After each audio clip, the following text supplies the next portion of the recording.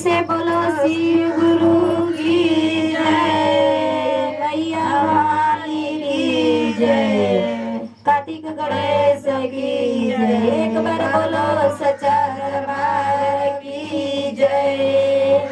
हर हर महादेव, मैया भवानी की जय।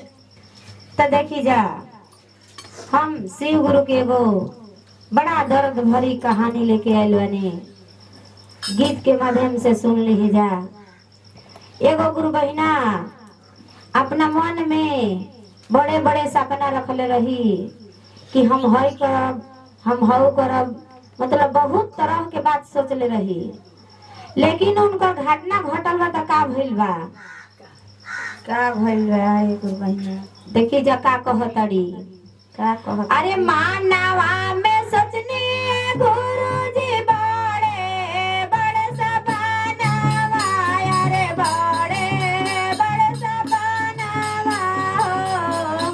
मानवा में सोचनी गुरुजी बड़े बड़े सपनावा, अरे बड़े बड़े सपनावा हो। से हो सपनावा पूरा नहीं भइल ए राम किया गुरुजी। से हो सपनावा पूरा ना भइल ए राम किया गुरुजी। से हो सपनावा पूरा ना भइल ए राम। से हो सपनावा पूरा ना भइल ए राम। दिला के लालचवाए गुरुजी, दिला रे मेरा हाले, अरे दिला रे मेरा हाले हो। दिला के सपनाए गुरुजी, दिला रे मेरा हाले, अरे दिला रे मेरा हाले हो।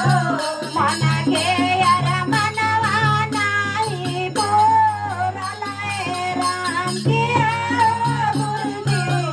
मना के यार मनवा नाही पूरल हो राम किया गुरुजी। मना के यार मनवा नाही पूरल ए राम किया गुरुजी। मना के यार मनवा नाही पूरल हो राम। का कहतड़ी, अरे देवे के तो दिहलाए गुरुजी मानुष के तानावा, अरे मानुष के तानावा हो। देवे के दिहलाए गुरुजी मानुष के तानावा, अरे मानुष के तानावा हो। लेडीसा के पदवा देई देलानु ए राम किया गुरुजी। लेडीसा के पदवा देई देलानु हो राम किया गुरुजी।